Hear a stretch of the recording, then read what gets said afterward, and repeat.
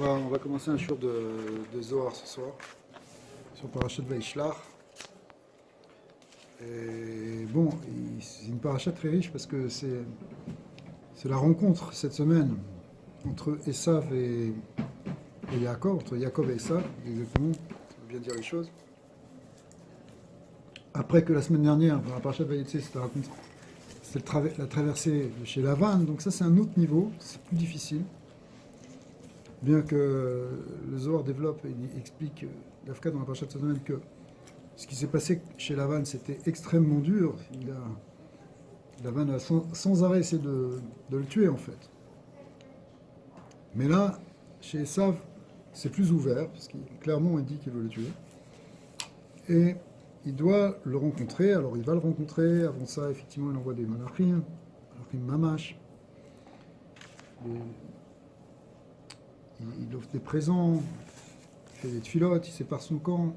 De là, on apprend des grandes choses d'ailleurs par rapport à comment se préserver dans l'exil contre nos ennemis. Et puis, à un moment, avant de le rencontrer physiquement, il va rencontrer en fait son ange tutélaire. Il va se battre contre un homme. La Torah dit que c'est un homme, mais en fait, cet homme, les maîtres nous disent que c'était pas un homme, c'était un ange.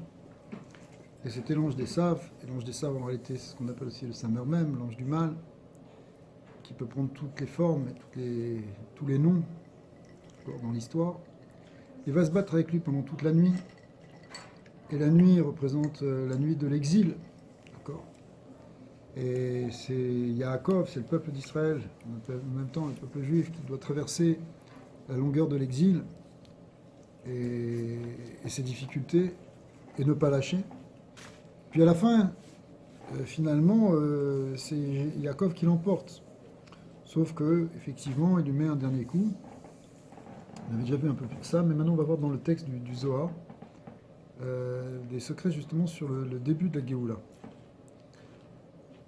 À la fin de la nuit, donc quand il voit qu'il ne peut pas le gagner, l'ange lui dit Vayomer, Shalcheni ki ala shachar.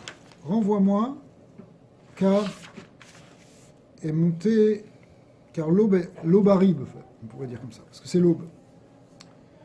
Vayomer, et Jacob répond Lo achale chacha kim berachtani. Je te renverrai que si tu me bénis. Ok. Donc effectivement, quelle bénédiction il va lui donner, cet ange? Il va lui donner la bénédiction que maintenant il va s'appeler Israël. Ce qui en soi une bracha, parce que passer de Yaakov à Israël, Yaakov, c'est expliqué plusieurs fois, c'est justement le nom qui représente, qui est lié avec le mot Ekev. Akev, c'est Yud, Akev, Yaakov, et Ekev, c'est le talon, c'est quand on est tout en bas, justement on est dans l'exil, on est même vraiment, c'est le côté des difficultés terrestres. Et puis Israël, c'est au contraire, Yachar Kel, c'est celui qui est droit devant Dieu, qui a Kel dans son nom, comme c'est marqué dans le Balatania. Donc c'est l'âme divine qui se révèle maintenant quand on a le nom d'Israël. Une fois qu'on a gagné contre Yetzirah, on passe de Yaakov à Israël. Et c'est aussi dans l'histoire du peuple juif. On parle, si vous voulez, on passe en fait de Yaakov, qui est le peuple juif, au peuple d'Israël. C'est quand on retourne sur notre terre en même temps. C'est intéressant de voir que quelqu'un avec qui il a lutté, parce que c'était vraiment et c'est lui qui lui donne cette bracha. Et qui lui demande de le bénir. Et c'est Esav, si vous voulez. C'est ça l'ange d'Esav. Parce que Esav, en même temps, ça représente aussi tout ce qu'il y a eu dans l'Occident chrétien, etc., qui a essayé de complètement usurper notre identité. C'est eux qui pensaient qu'ils étaient le Vérus Israël, qu'ils étaient le vrai, que nous, on avait été complètement rejetés par Dieu, on nous gardait comme le peuple témoin de notre propre déchéance, etc. D'accord, tout le discours chrétien qui a eu lieu pendant des centaines d'années. Et à la fin, c'est eux qui nous reconnaissent et qui nous appellent « Vous êtes Israël ». Israël, c'est en même temps... Qui reconnaissent cet acte de vente de la Bechora. Voilà, c'est ça, c'est exactement c'est ça qui ce que j'allais dire, c'est-à-dire qu'ils reconnaissent que béni Bechori Israël, que le fils aîné c'est Israël, et que c'est pas l'Église, mais que c'est Israël. D'ailleurs, ça a eu lieu plus ou moins il y a quelques années. L'Église a reconnu ça. Le Concile de Vatican II a reconnu cette idée-là. Ce qui était un très très grand un très très grand chidouche, mais qui correspond d'une certaine manière à cette bénédiction qui est donnée par celui qui a essayé de lutter spirituellement contre nous, spirituellement même physiquement, d'accord ? Mais surtout spirituellement. Comme dit le Ramchal, l'essentiel de tout cet exil qu'on appelle l'exil d'Édom, qu'on connaît depuis 2000 ans, il se joue sur cette épreuve de résister spirituellement à l'idée qu'on est fini et qu'on n'aura plus jamais de Yeshua, qu'on n'en sortira jamais, d'accord ?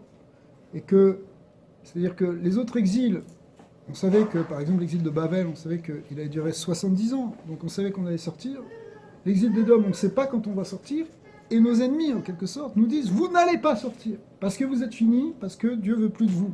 Et ça, c'est donc une épreuve de Emouna très grande, que peut-être on ne ressent pas tellement aujourd'hui, parce qu'on n'est pas confronté à ça, mais il y a eu des moments dans l'histoire où c'était très très fort, cette idée-là, où réellement on faisait une pression très très forte sur les Juifs, ils étaient complètement humiliés, méprisés, pour qu'ils comprennent qu'ils avaient, entre guillemets, fauté, et qu'ils se relèveraient jamais, que Dieu les avait rejetés pour l'éternité. Et toute l'épreuve consistait à refuser cette idée-là, et se renforcer dans les Mouna de nos prophètes qui nous ont dit qu'un jour Dieu nous ramènera, toutes les névotes qu'on voit dans Isaïe, dans Yoël, dans Yézéchiel, qui nous parlent du retour des exilés, qui nous parlent du fait qu'on va retourner en Eretz Israël, qu'à nouveau la nation va grandir, qu'à nouveau on va être, que la couronne, à Machazir Shechinato Letzion, que la couronne d'Israël va revenir, etc. Et c'est ce qu'on vit actuellement. D'accord ? On est en train de... On est déjà sorti grande partie de l'exil, même si on le voit que la haine que Esav a et qu'on voit dans cette paracha, puisqu'il cherche encore à tuer Yaakov, il va essayer même de l'embrasser, mais en fait il veut, d'après... vous savez, il y a les petits points sur le mot qu'il a embrassé, et de là on apprend, Maître nous apprend qu'en fait il a essayé de le mordre, il a perdu ses dents, ça veut dire quoi hein? Il veut toujours le tuer, comme on le voit pas plus tard que dans cette semaine où il y a encore un attentat terrible et sanglant, Hachem Kam Damo, que ces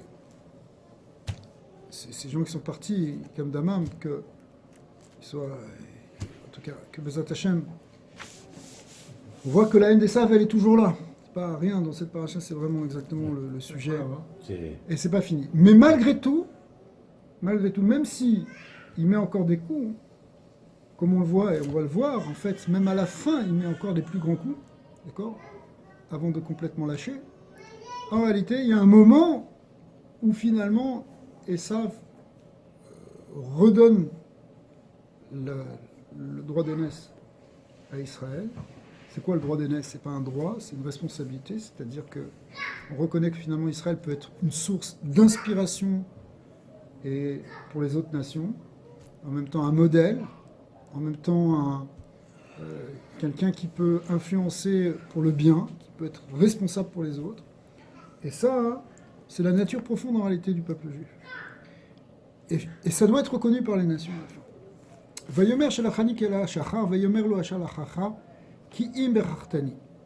Rabbi Yehuda patar ve'amar. Rabbi Yehuda, qui était un des élèves de Rabbi Shimon bar Yochai, ouvre le discours et dit la suivante. Un passouk de Shir Hashirimi, de Shir Hashirim. Mizot anishkafa, kemo shachar. Qui est celle, et celle, quand on dit ce zot, ça fait référence là-bas dans Shir Hashirim, et même partout dans la Torah, à la Knesset Israël, c'est-à-dire à la Shrina, la présence divine qui est l'assemblée mystique d'Israël. Anishkafa kemo shachar, c'est-à-dire qui apparaît comme un petit matin, c'est qui commence à briller comme l'aube, si vous voulez. L'aube, c'est un début de lumière. Yafal Kelvana, hein, et elle est belle comme la lune. Et Barak et Chama, et elle est brillante comme le soleil. C'est-à-dire qu'au départ, elle brille un petit peu comme la lune, mais avec dans sa beauté. Mais finalement, ça va aller jusqu'à un éclat de lumière qui va être comme le soleil. Alors, il va expliquer ce passouk. Akra ukmoa vitmar. Ce passouk, il a été expliqué donc, par les Mefarshim, un peu comme on vient de le dire maintenant. Aval Mizot Anishkafa, c'est qui celle-là là, qui commence à briller? Eleninoun Israël. Ça parle d'Israël. Bezimna de Kucha Abrichu Yukamlon Veafink Mingaluta. C'est Israël lorsque Kadosh Baruch Hu va relever Israël et qu'ils vont sortir du Galout. Kedin Yiftarlon Pitra de Neora. À ce moment-là, la porte de lumière va s'ouvrir. Dak Zeir, mais elle sera fine et petite. C'est comme quand tu ouvres un tout petit peu, il y a le soleil derrière, mais tu ouvres un tout petit peu la porte, donc il y a un tout petit peu de luminosité qui rentre dans la pièce obscure. Ça commence par là, la Géoula. La Géoula, elle commence par un petit peu de lumière. Ça ne peut pas être tout d'un coup. Ulvatar, Pitra, Harana, Deyu, Ravmine. Après ça, il y a une porte plus grande qui va s'ouvrir. Ad de Kuchabrichu, Yiftarlon, Tarin, Ilain, Pitrin, le Arbaru, Alma. Jusqu'à ce que finalement Dieu va ouvrir les portes supérieures, les portes d'en haut, dans les 4 directions du monde. C'est-à-dire que la lumière de la Géoula va complètement briller dans le monde entier. Vechen kolma de avid kuchabrichu le Israël v'tzayikaya dibeu, achikuleu vela bezmina chada. Et voilà ce que Hachem va faire pour Israël et pour les tzadikim. Et ça ne se fait pas en un moment. Ça correspond. C'est quoi l'image qui est donnée? Une espèce de machal.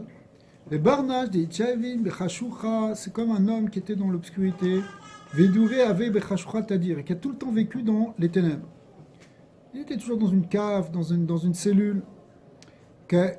Kadiv un le'anar ala be'ain le'ipatra le neura zeira keina de machata. Lorsqu'on veut commencer à lui ouvrir et lui mettre la lumière, il faut d'abord faire un tout petit peu de lumière. Il faut ouvrir comme le chat d'une aiguille. Pourquoi? Parce que sinon il va être aveuglé. C'est aussi comme les gens qui, pendant la Shoah, qui n'avaient pas mangé pendant des mois entiers sans manger. Il fallait leur donner un tout petit peu de nourriture au début. Tu ne peux pas donner tout de suite, sinon c'est dangereux. D'ailleurs, il y a beaucoup qui sont morts à cause de ça. Mais tu as dit que quand la Neshama quitte ce monde, c'est aussi une forme de Géoula, que la lumière elle est forte et que justement ça effraie les Neshamot et elles retournent. Il y a un risque ça comme les empêche d'aller au Gan Eden. Voilà. Sauf si la Neshama s'est préparée. Si on s'est préparé dans ce monde, on a recherché à être proche d'Akadosh Baruch Hu, à chercher à se rapprocher de lui, alors on n'est pas effrayé par cette lumière. Mais c'est sûr que c'est ça en vérité. Tu sais quand.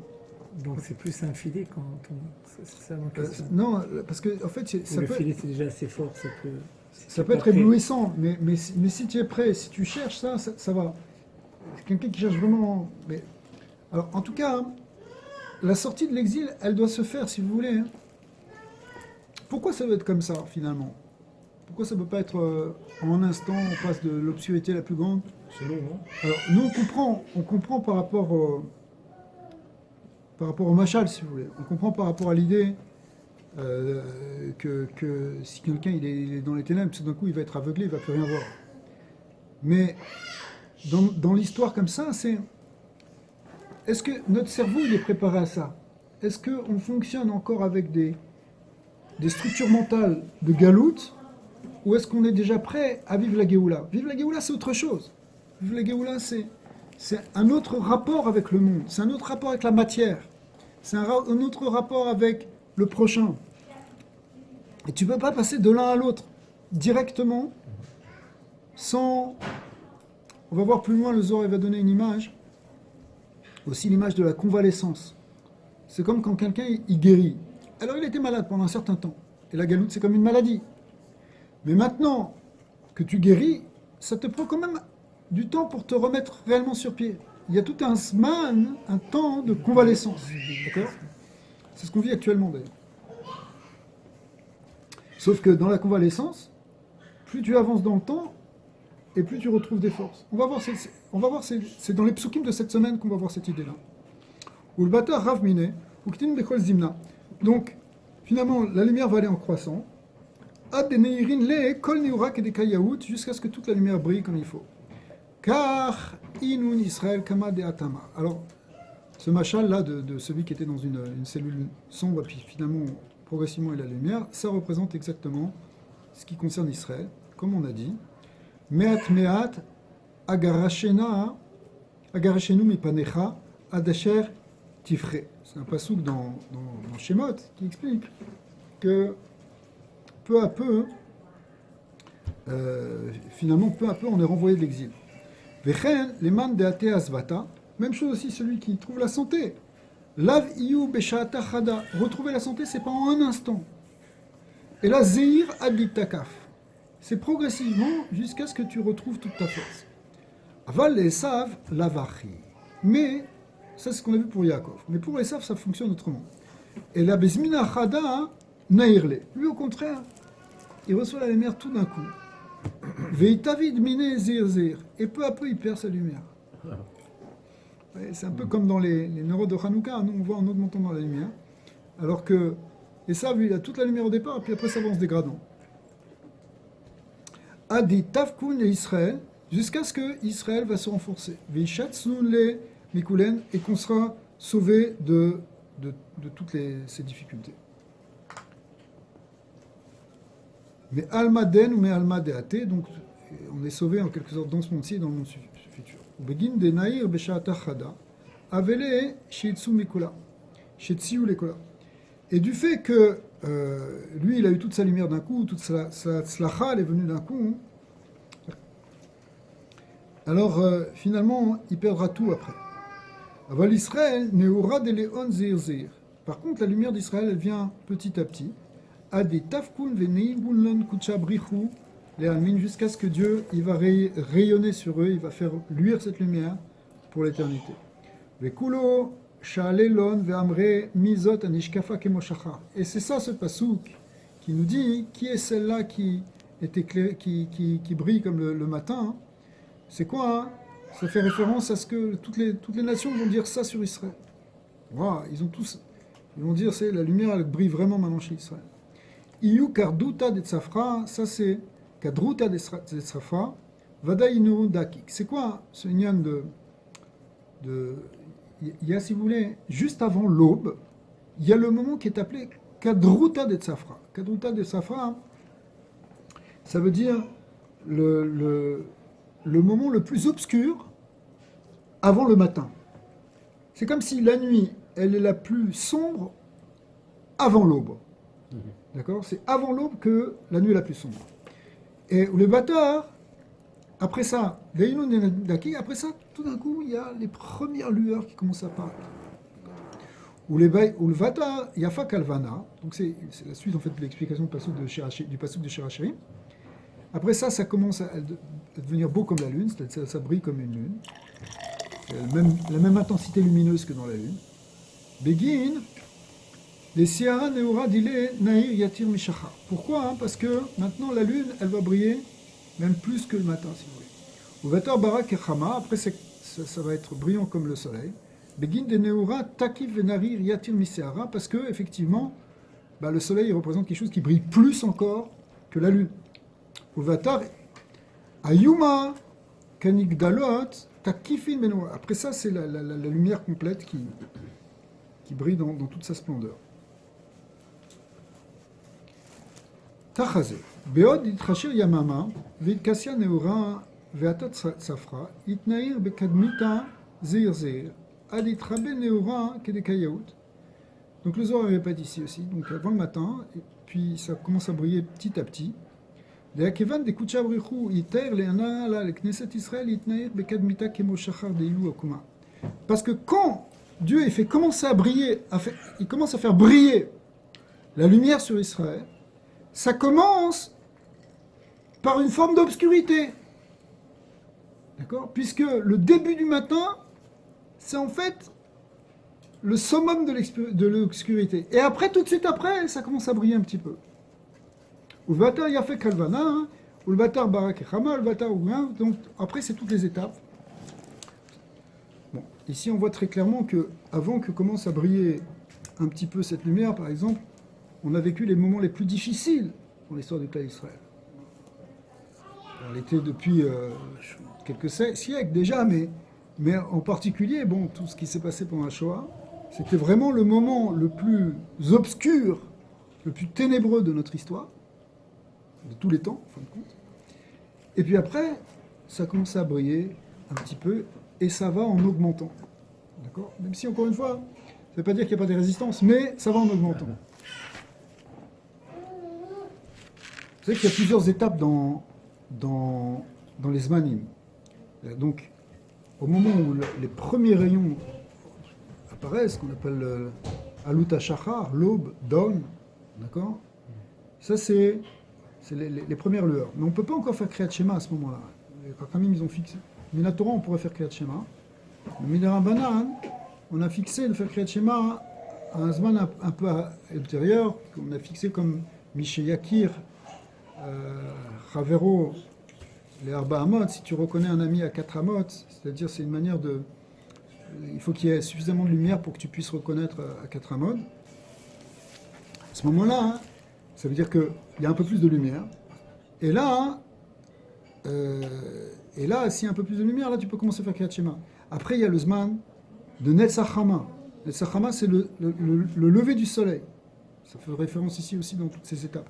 Après, il y a le Sof Zman Kriyat Shema, le moment de la 3e heure, qui est en fait le quart de la journée. Ensuite, il y a la 4e heure, qui est le Zman, le Sof Zman Tmila, qui correspond au tiers de la journée. Après, il y a Chatzot, qui est la moitié de la journée. D'accord? Donc tout ça sont des étapes justement dans la symbolique du matin et de la tfila, c'est-à-dire du dévoilement du divin, si vous voulez, qui correspondent en même temps à la compréhension de ce qui se passe à la fin, au moment de la Géoula.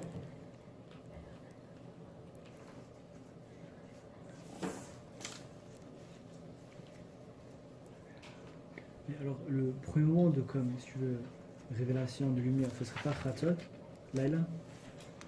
Chatzot Laila, c'est encore en plein milieu de la galoute. C'est pour ça que c'est un sod de Rachel Mevaka Albanea, que ce soit par terre, on pleure sur la destruction de Beth Amikdash, c'est encore Dafka. C'est vrai que c'est le milieu de la nuit, donc c'est déjà un basculement, mais c'est un basculement qui se fait encore au sein de la galoute. Alors que les étapes dont on parle maintenant ici dans le Zohar, on parle aussi beaucoup de Tikkun Chatzot dans le Zohar. D'ailleurs, la notion de Tikkun Chatzot, elle vient du Zohar. Mais elle a été surtout développée dans le Zohar. Alors, là, c'est les étapes de la Géoula. Il y a une halakha quand tu te laves au niveau de la Touma, quand tu te laves les mains, si tu as dormi après minuit, théoriquement, tu n'es pas obligé. Parce que le cas moins de Touma. Si tu as dormi avant minuit. Parce qu'on déjà, hein, justement, c'est un lien de Tikkun Chatzot. C'est-à-dire qu'on va jusqu'à l'extrême des. En fait, Chatzot Laila, ça correspond au point le plus bas.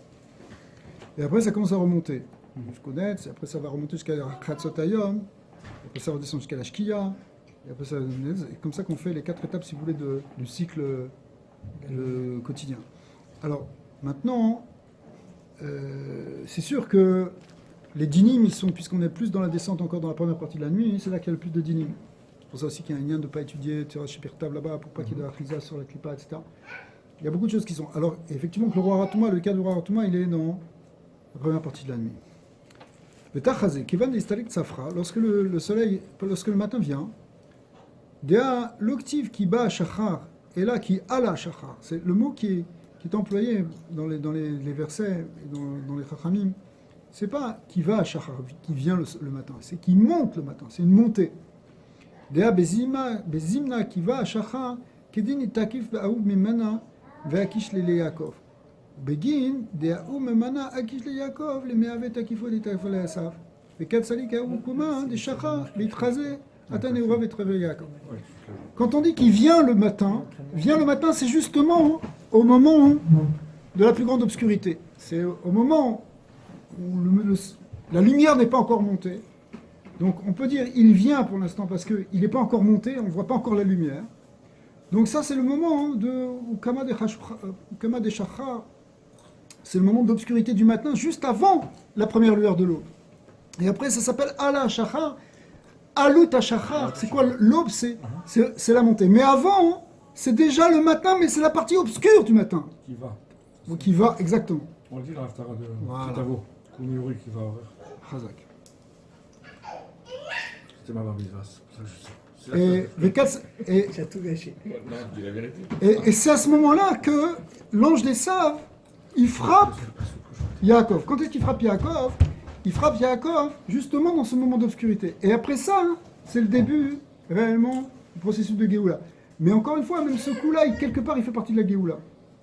Maktiv va Izrar lo Hashemesh, Kacher avar al Penuel, et Penuel, Veut Solea al Yecho. Après la guerre, enfin cette lutte qu'il a contre Esav, il sort de là et le verset il nous dit comme ça. Va Izrar lo Hashemesh. Le soleil a brillé sur lui, sur Yaakov. Il a brillé sur lui. Kacher avar et Penuel, lorsqu'il a passé cet endroit qui s'est appelé Penuel. Penuel, pourquoi? Parce qu'il a vu, le verset nous dit, il a vu là-bas Dieu Panim El Panim, dans cette lutte contre l'ange des sables, c'est des grands secrets, en fait. Il a vu la Shrina là-bas. Et le verset nous dit, Veut Solea al Yericho. Il est en train de boiter sur sa hanche, le Yerer c'est la hanche. Pourquoi? Parce qu'il a été blessé à la hanche, au nerf sciatique, Kafa Yerer. Vaizrarlo Hashemesh. Qu'est-ce que ça veut dire qu'à ce moment-là, le soleil a brillé sur lui? Des Akedim Zidna Lidna. Parce qu'à ce moment-là, maintenant, c'était le moment que ça commence à briller. Quand il a été blessé, c'était le moment de la plus grande obscurité. Mais quand il ressort, bien sûr il boite, mais il ressort maintenant que le soleil commence à briller. Ça veut dire qu'on est déjà dans cette étape suivante, si vous voulez, de la Géoula, où le soleil commence à briller, où la lumière divine commence à apparaître. Mais Veut Solea al Yerecho. Il boite sur sa branche, Kedin yu remez, et là il y a une allusion, des Be'od et Israël Begaluta, parce que tant qu'Israël est dans le Galout, Vesavlin, Kevin, et qu'ils subissent des souffrances, Vetsaharin et des misères, Vekamabishin et d'autres humiliations, Kad, des autres mots si vous voulez, Kad itneir lon, Yamama veyatelon neaira. Alors, une fois qu'ils ont passé ça, maintenant, ils vont arriver au fait que la lumière du jour va commencer à briller sur eux. Kedin istaklun v'ichavun begarmayu bekama bishin vetzarin disabu. Alors là, ils souffrent encore, justement, de ce qu'ils ont souffert avant. C'est un peu comme quelqu'un qui est post-traumatique. Il a eu un trauma, maintenant il est sorti du trauma, tout va bien, ça va, ta vie, ça va, tout est correct maintenant. Oui, mais la souffrance et la blessure, elle est encore là. Vitam ou alayou. Et en quelque sorte, ils vont s'étonner là-dessus. Ils vont se dire, mais qu'est-ce qui nous arrive? Qu'est-ce qu'on a vécu? C'est quoi? C'est comme quelqu'un qui est là et il dit, mais qu'est-ce qui m'est arrivé? Qu'est-ce qui m'est arrivé pendant tout ce galout? Il y a un zman, il y a un temps pour sortir de l'exil. Vous voyez? Ça c'est très important parce qu'on peut comprendre l'état d'esprit du Klal Israël aujourd'hui. On n'est plus dans les ghettos, on n'est plus dans le Shibud Malchouyot à proprement parler, puisqu'on n'est plus soumis aux nations comme on l'était avant, on ne pouvait pas sortir de Russie, on ne pouvait pas sortir de n'importe où, on était cantonné dans des endroits, on était humilié dans d'autres endroits, etc. Il n'y a plus ça, d'accord? Encore une fois, ça ne veut pas dire que l'antisémitisme il a disparu, parce que ça c'est une lacha qui va durer jusqu'à Mashiach, et même après. Après? Ouais. Jusqu'à un certain temps en tout cas. Je pensais qu'il allait tuer le Yitzhak. Ouais, ben ça c'est après Mashiach. Oui, il arrive, il le tue, non? Non. On lui donne un rendez-vous et je crois. Une fois que Mashiach il est Mashiach, c'est là qu'il commence la guerre contre Amalek. Ah oui. Eh oui. Les étapes, elles ne sont pas terminées. La Géoula, c'est exactement ça. C'est-à-dire qu'on vit dans un état de Géoula et on va maintenant vers le Mashiach. D'accord? Mais une fois que lui arrive, ça ne va pas représenter comme cette lumière, les gens ne vont pas dire, ok, là, ça y est, on a Elle sera compris. contestée au début.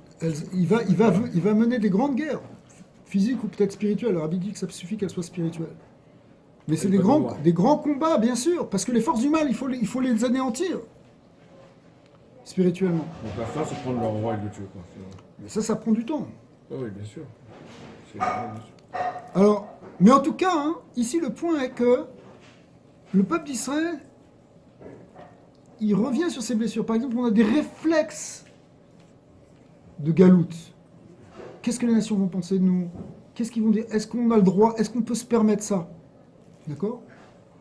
Pourquoi? Parce que pendant des centaines d'années, tu étais obligé de raser les murs dans les humiliations. Alors maintenant, tu as créé un réflexe. c'est un état post-traumatique. On l'a vécu aujourd'hui avec l'annonce du troisième vote. Qu'est-ce qu'ils ont titré les quotidiens israéliens? On est la risée de la presse étrangère. Ouais. Des Espagnols qui ont fait 4 élections, Mhm. ils sont en train de se moquer d'Israël, alors que nous on va vers la troisième. Exactement. Ce réflexe, ce repérage. 100%. 100%. Mais c'est un peu le syndrome de Stockholm, qu'à un moment donné, c'est comme si on était captif.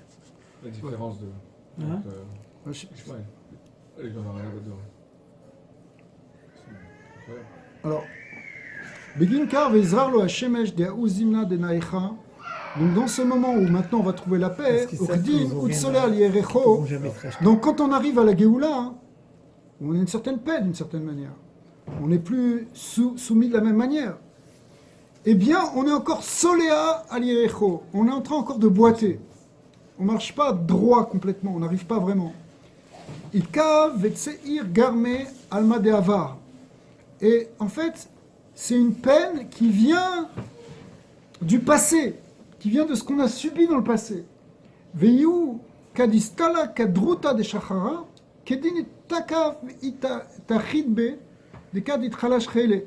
Parce qu'effectivement, Davka, dans ce moment-là de l'obscurité du matin, c'est-à-dire juste avant l'aube, c'est là il y a eu la plus grande force contre nous et que on a été le plus affaibli. Deleitle shultana et la belaila, mais en même temps, c'est là que ce Yetzara, enfin cette force-là, elle va commencer à diminuer, parce que la force du mal n'a son pouvoir que dans la nuit, c'est-à-dire justement pendant cette période d'exil. Veyakov, shaltanute beimama, au contraire, Yaakov, sa force, elle est dans le jour. Ve'alda, pourquoi? Ça veut dire Yaakov, justement, on n'est pas dans les ténèbres, on n'est pas dans le sheker, il faut être dans le vrai, si vous voulez. Ve'alda amar vayomer shalachani ki ala shachar, c'est pour ça qu'il lui dit, cet ange du mal, il dit renvoie-moi parce que vient le matin et qu'il a plus sa place ici. De'ana birshutra ka'amina ve'aitma ve'ukma. Pourquoi? Parce que maintenant, moi, je dépends de toi, et ça a déjà été dit, puisque c'est le matin, si vous voulez. Rabbi, quand ils sont sortis d'Égypte, Ouais. ils ont eu peur, les Égyptiens arrivaient et tout ça. Après, c'est marqué, on lit tous les matins dans la chez Moshe. Voilà, Israël, et très mal c'est Fatayam. Ils ont vu Ouais. l'ange. Alors, normalement, quand l'ange y tombe, ça y est, si Yaakov il l'a vaincu, comment ça se fait qu'on a souffert encore tellement d'années? Pourquoi il ne s'est pas plié déjà? Pourquoi c'est encore Yaakov va arriver devant Esav encore une fois, il va se mettre lui, se blesser devant lui? Où est-ce que je veux dire? Il y a un chazal qui dit que si les Bnei Israël ils avaient dit, comment on dit la fin de la Shira, Hashem Imlor Leolam Vaed, Hashem Imlor Leolam Vaed. S'ils n'avaient pas dit Hashem Imlor, mais qu'ils avaient dit Hashem Meler, qu'il est déjà Meler, il n'y aurait plus eu de force pour le Sarochel et Sar.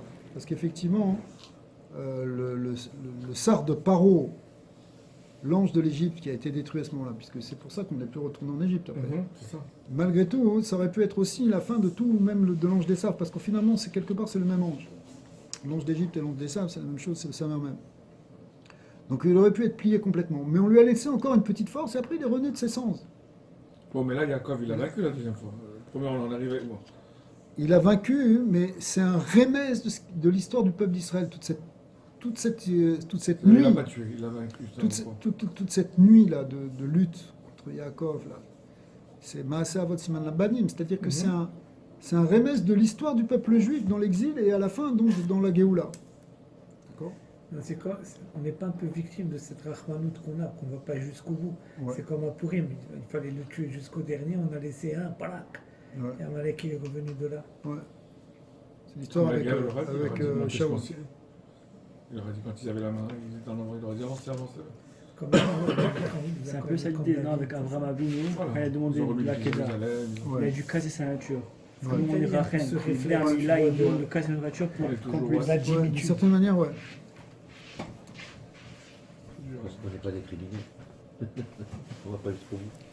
Effectivement, Rabbi Chia Amar, il malelo itlachalash, chela, da de Yaakov.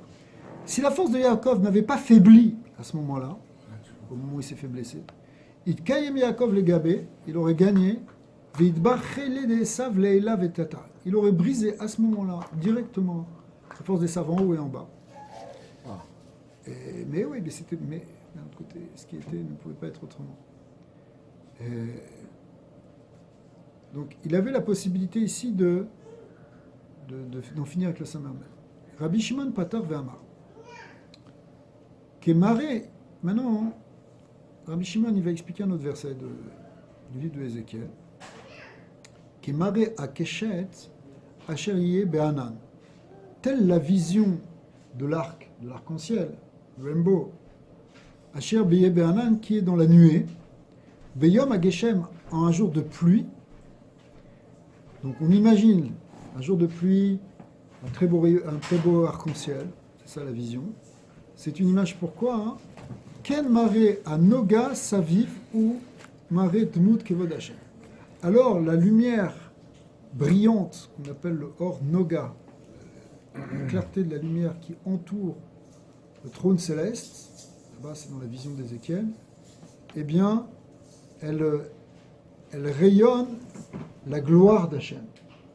Hein, tu vois un bel arc-en-ciel, c'est waouh, tu dis c'est quelle splendeur. Eh bien, la lumière divine qui entoure le chariot divin exprime la même splendeur. Ça, c'est ce qu'a dit Ézéchiel. Et il a continué, il a dit va épol al panai. J'ai vu ça, j'ai eu cette vision et je suis tombé sur ma face parce qu'il y a eu une révélation justement de la Merkava, du chariot divin. Aïkra Itma, ce passage a déjà été expliqué. Aval Tachazé, maintenant on va donner autre chose. Déactive, vélo kam navi od Israël ke Moshe. Il n'y a jamais eu de navi qui s'est levé aussi grand que Moshe. Ouais. Pourquoi? Parce que Ma ben Moshe le Shar Nevi Alma, quelle différence il y a entre Moshe et les autres prophètes? Moshe istakal bas plakaria de Nahara. Moshe a vu dans le miroir brillant ou la vitre transparente, on pourrait traduire aussi comme ça. Alors que Shar Nevi avait mistakle et la bas plakaria de la Nahara. En revanche, les autres voyaient dans un filtre plus opaque. Moshe, donc, il avait une vision directe. On connaît, c'est toute la différence entre la prophétie de Moshe et celle des autres prophètes. Moshe avait Shama, Vekaem al Ragloy, Vechila et Takaf. Il pouvait entendre la parole de Dieu et se tenir sur ses pieds et rester fort. Ve'avayada Mila al Bourrier. Et en plus, il comprenait la parole de Dieu dans toute sa profondeur. Kema dirtiv ou mare lo velo bechidot. Il avait des visions et lo bechidot, pas sous forme d'énigmes. Parce que les autres prophètes, c'est des paraboles. Voilà, par exemple, le prophète ici de Ezechiel, l'image qu'il a donnée, c'est celle de l'arc-en-ciel. C'est des images. On va parler d'un lion, on va parler d'une force, etc. Alors que Moshe Rabbeinu, on n'a plus besoin du machal, on est directement dans le nimshal. On n'a pas besoin de la parabole, on est directement dans la compréhension. Shar Neviyo avait nafle alan payou. Les autres prophètes tombaient sur leur visage, tombaient sur leur face, ils tombaient à plat ventre. Vitrala shachele leon, ils perdaient leur force, ils rentraient en transe, ils perdaient conscience pour prophétiser. Vélo à vous, yachle les kaima al bouria des mila, et ils ne pouvaient pas comprendre les choses jusqu'au bout. C'est-à-dire dans toute la profondeur. Man Garam Londa, qu'est-ce qui faisait qu'ils n'avaient pas ce même niveau de compréhension que Moshe Rabbeinu? Begin Dektiv qui naga bekav yerer be Yaakov veut solea liyecho. En réalité, si on a perdu quelque chose dans la prophétie, que Moshe Rabbeinu, en quelque sorte, qui a gardé le sommet de la prophétie, les autres aussi étaient des très grands prophètes, attention, hein. Même les plus grands rois à Kodesh qu'il y a aujourd'hui, c'est encore rien du tout à côté de la névoie. D'accord? Donc c'était de très grands prophètes. Mais par rapport à Moshe Rabbeinu, où c'était directement, il y avait quelque chose de plus faible. Et quelle en est la cause? C'est cette blessure que l'ange a fait à Yaakov. Dans la hanche. Parce que la hanche, d'après la Kabbalah, ça correspond... Mais pourquoi lui, il n'a pas été affecté? Ça veut dire le peuple d'Israël, l'ensemble des Névi'im a été affecté, mais pas tout a été affecté. Il y a quelque chose qui est resté, la Neshama de Moshe. S'il avait on n'a pas dit qu'il a coupé la jambe non plus. Il a blessé le nerf sciatique et puis après ça a guéri. Donc il y a eu une blessure, mais évidemment tout n'a pas été touché. C'est une blessure physique, alors que la névoie, c'est un. Mais cette blessure physique, on voit bien qu'elle est quelque part, en même temps, elle symbolise quelque chose dans l'histoire du peuple d'Israël. Tout ça, c'est ce qui se passe, c'est qu'il y a cette nuit-là, représente et est un symbole, si tu veux, de quelque chose qui parle du peuple juif. Et une des choses qui a été blessée, qui a été affectée, c'est quelque part le niveau de névoie. C'est déjà très fort, parce que la névoie est chez Israël, etc., mais malgré tout. Pourquoi on explique, depuis Kabbalah, que les hanches correspondent aux Sphirot, Netzar et Hod. D'accord, pour ceux qui connaissent la Kabbalah, Netzar et Hod. Et Netzar et Hod, c'est les Sphirot par lesquels viennent la névoie. D'accord, Nevi Hachem, c'est ces Sphirot-là qui correspondent aux gens. C'est pour ça dire qu'ils ne pouvaient pas tenir sur leurs jambes. En même temps, c'est ça la symbolique. Et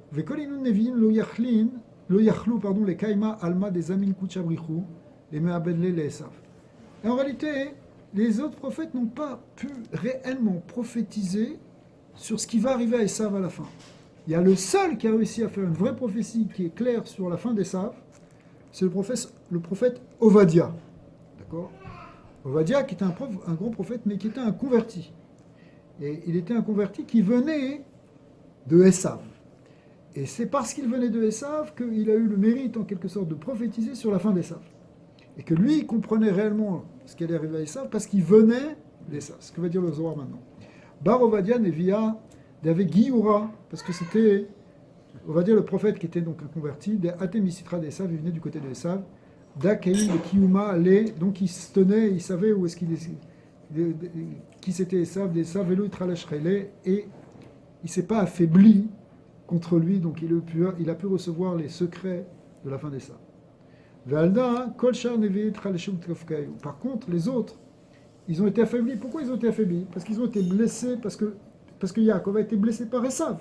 Donc puisque Yaakov a été blessé par Esav, on a perdu dans la névoie, et en particulier dans la névoie sur Esav. Sauf exception, c'est Ovadia. Donc il ne pouvait pas voir jusqu'au bout la compréhension du secret de ce qui allait se passer pour Esav. Parce qu'ils ont été blessés dans le guide anaché, parce que Yaakov a été blessé dans le nerf sciatique. Des nassiv et sha'iv kol chayle de yacha. C'est quelle hanche qu'il a été touché ? Alors ça c'est une marloquette, c'est une Mekoubalim. C'est la droite ou la gauche, c'est-à-dire si c'est dans Netzar ou dans Hod. C'est ça.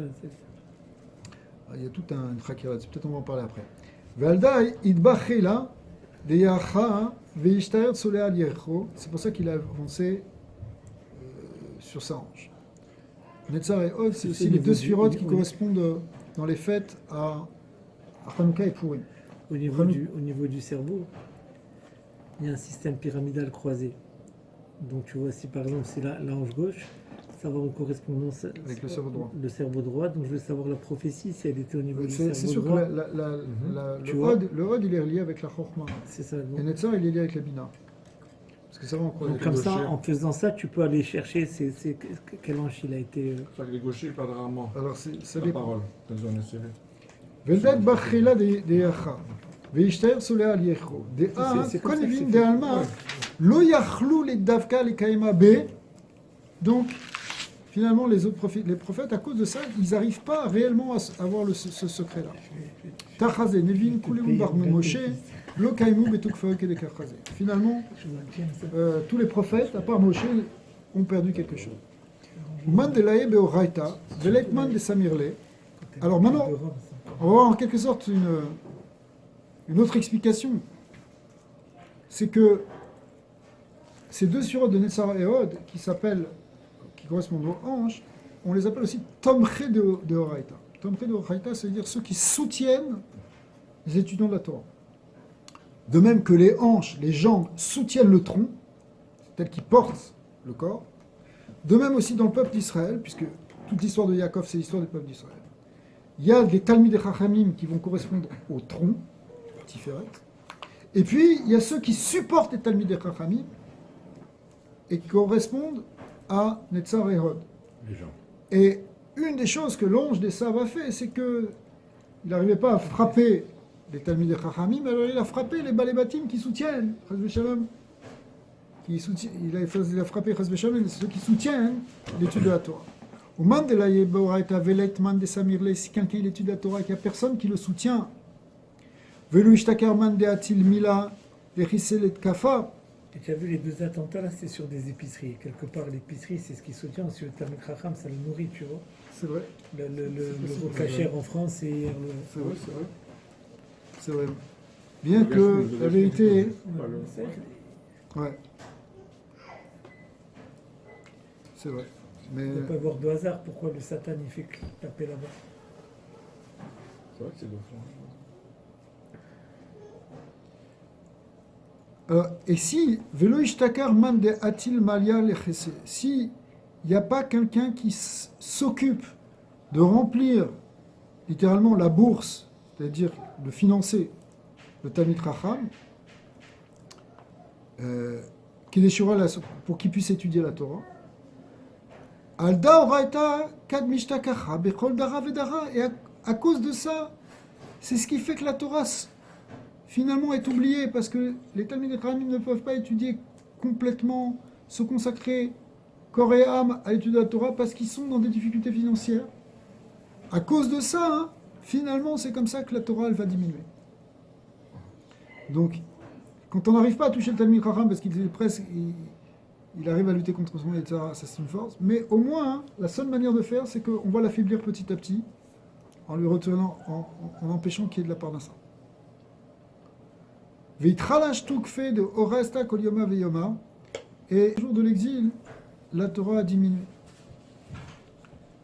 Begin de Leitlon le Inun de Ale de Laan Ba Alma de Samchan, de Samchim, parce qu'il n'y a personne qui vient soutenir ces gens qui étudient la Torah. Donc effectivement, c'est ça le Bochaba, c'est ça le Inyan de blesser dans Netzar Ve'od. Umalchu chayavu chayava itakif bechol yoma veyama. Et au contraire, de l'autre côté, pendant tout ce temps d'exil, la malchut arisha, c'est-à-dire les forces du mal, elles vont en grandissant. Tachaze kama garim chovada, cette faute-là, de ne pas soutenir ceux qui étudient la Torah, elle a amené beaucoup de problèmes. Begin de Leitman de Asmir le Raita et de Kayaout, parce qu'il n'y a personne qui soutient l'étude de la Torah comme il faut. Inun Samchi Chalashin, alors ces soutiens-là, ces bases qui s'appellent Netzar Od, ils vont être affaiblis.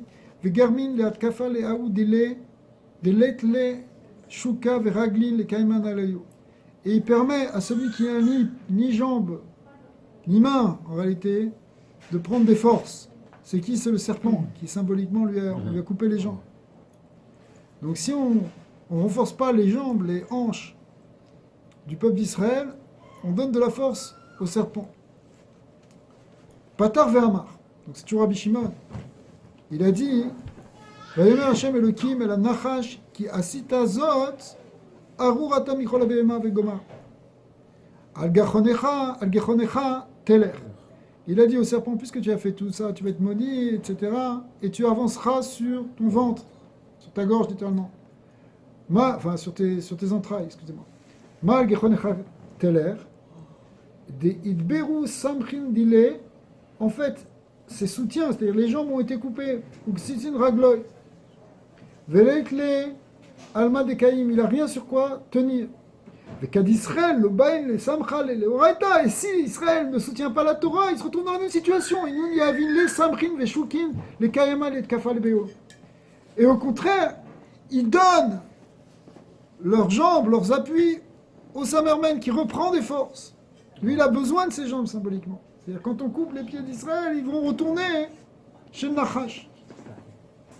Donc il y a non seulement la Torah elle va être affaiblie, mais en réalité on renforce les forces du mal quand on ne soutient pas les tzadikim qui étudient la Torah. Ça va loin. Tachazé, regarde, Kama akimu vechakimu itrakam be'ulayla aouderachi rachiv nachash les câblés de Yaakov.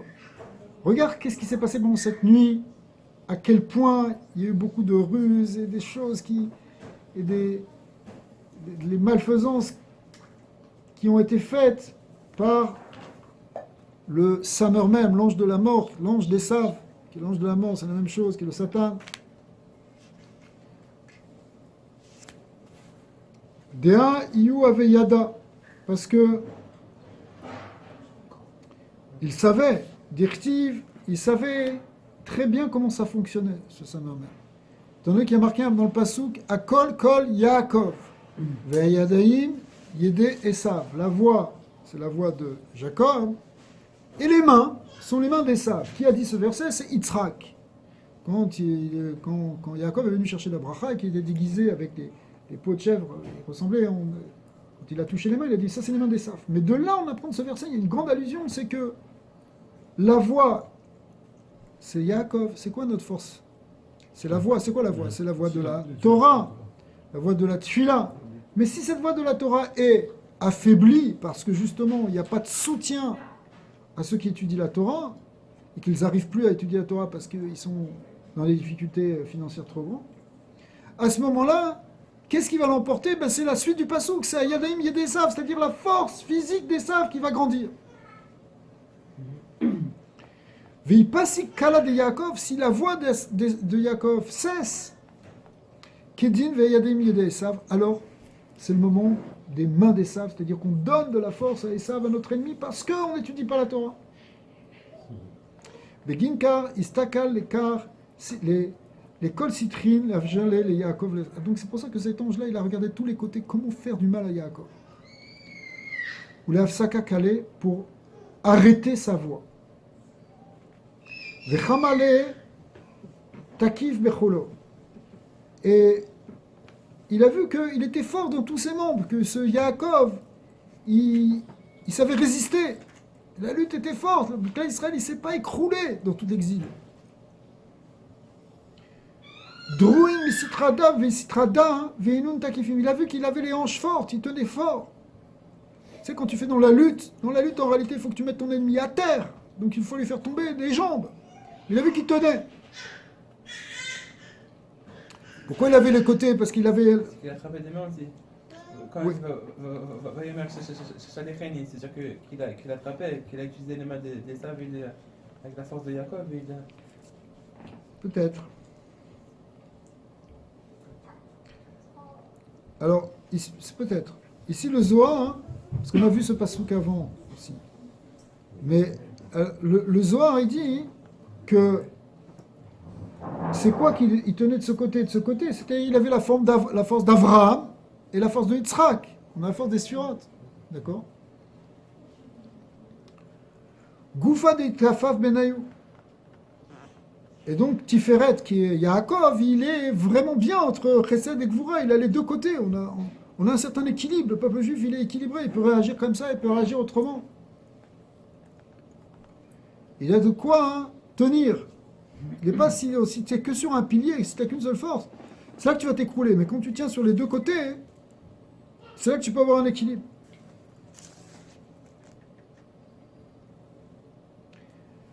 Il a vu, cet ange, il a vu la puissance de l'étude de la Torah, la puissance de la Torah. Il a vu que grâce à ça, il avait une force dans tous ses membres. Tout le clan d'Israël était fort quelque part dans la Torah. Kedin vayar kilo yachulle.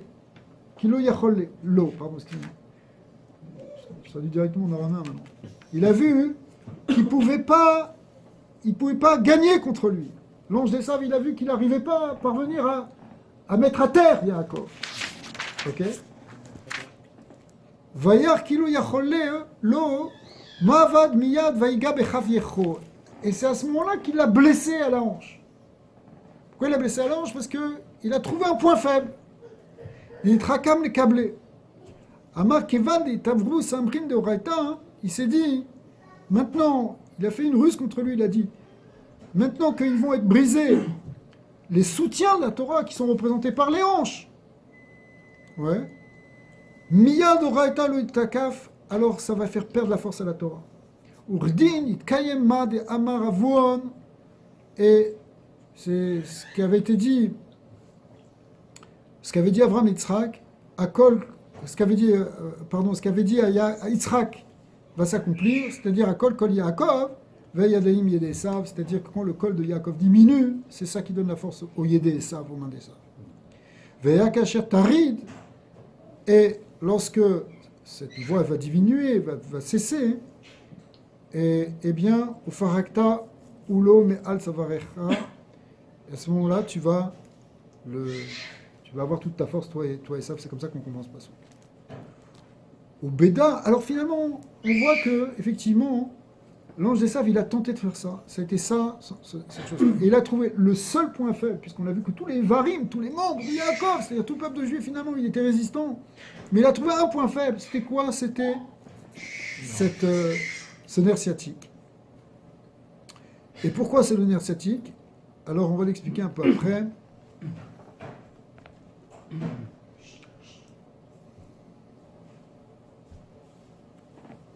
Encore un petit peu, on va l'expliquer. Ubeda et Trakim, les câblés de Yaakov, il a rusé par rapport à Yaakov, parce que Esav ne peut se renforcer que si la force de la Torah diminue. Il n'y a que ça qui peut nous, finalement, lutter contre Esav, lutter contre l'antisémitisme. La vraie lutte, elle vient si on renforce déjà la Torah. Spirituellement, c'est la plus grande protection. Ça ne veut pas dire qu'il ne faut pas se protéger, ça ne veut pas dire qu'il ne faut pas prendre des mesures de sécurité. On voit que Yaakov, il a fait plein de choses. Et il a séparé son camp pour le protéger. Il a envoyé des cadeaux, il a fait des prières. Mais derrière tout ça, le Zohar est en train de nous dire que la vraie force pour lutter contre ça, c'est la puissance de la Torah. C'est que ça qui nous tient.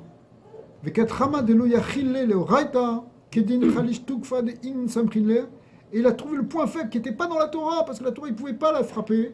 Donc il a trouvé les samrin là, ce qui soutient la Torah, ce qu'on a dit, effectivement, le soutien financier en particulier de la Torah. Comme il a perçu, il a...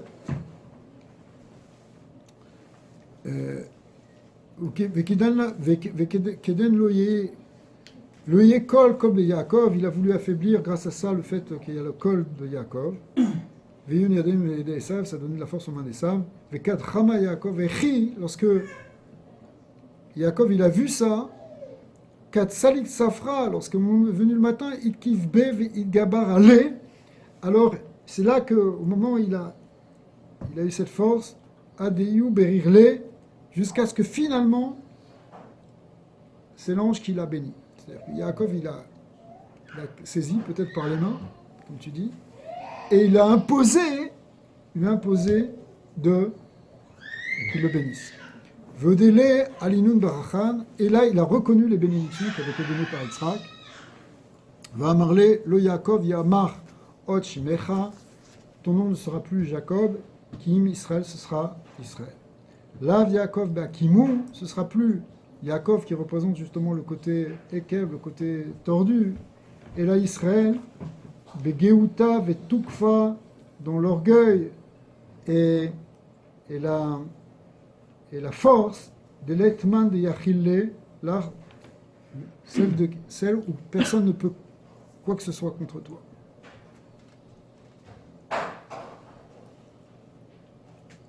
Alors, avant de finir, parce que juste on va faire ce petit passage parce qu'il est important. Rabbi Yessa Sava d'Arash. Rabbi Yessa, qui est aussi quelqu'un de la Chaboura de Rabbi Shimon Bar Yochai, il a dit qui naga bekav yerer Yaakov, ça veut dire quoi? Qu'il a blessé à la hanche. Ktivacha qui naga bekav ou ktivacha kol naga bemet benefesh adam. En réalité, mal elan mesava ufacha namisava.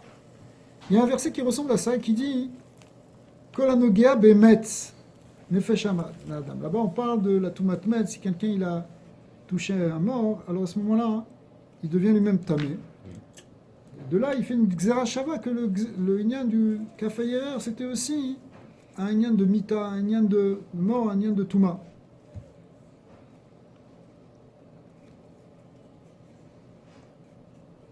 Pourquoi? Parce que dans la mort, c'est la plus grande impureté, il n'y a pas de lumière là-bas. Kol sheken be'atar de keriv beu besata mesava. Ve'oraita lo ke'amar ela kinaga. Oui, en réalité, je voulais conclure sur ce point, hein, parce que le Zohar explique la chose suivante. En fait, c'est vrai que tous les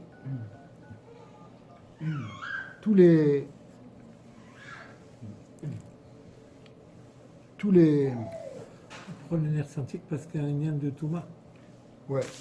En réalité, le nerf sciatique, il représente le Zohar va le développer, on l'avait déjà vu une fois, hein. Il explique qu'il y a 365 nerfs dans le corps, le guidim.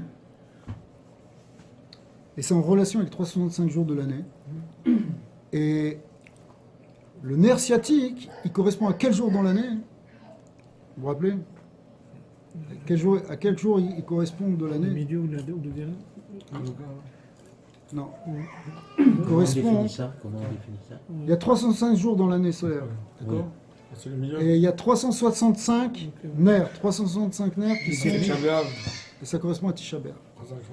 Et Tisha B'Av, c'est le moment de la destruction, c'est le moment des pleurs. D'accord? Et en fait, quand il a frappé à ce moment-là, hein, ça correspond à Tisha B'Av, c'est qu'il nous a frappé. Alors, Hashem, Baruch Adonai Leolam, Amen, Amen. On va voir la Géoula très rapidement. Et ce sera la fin de toute la galoute. On va entendre rien que la Simcha.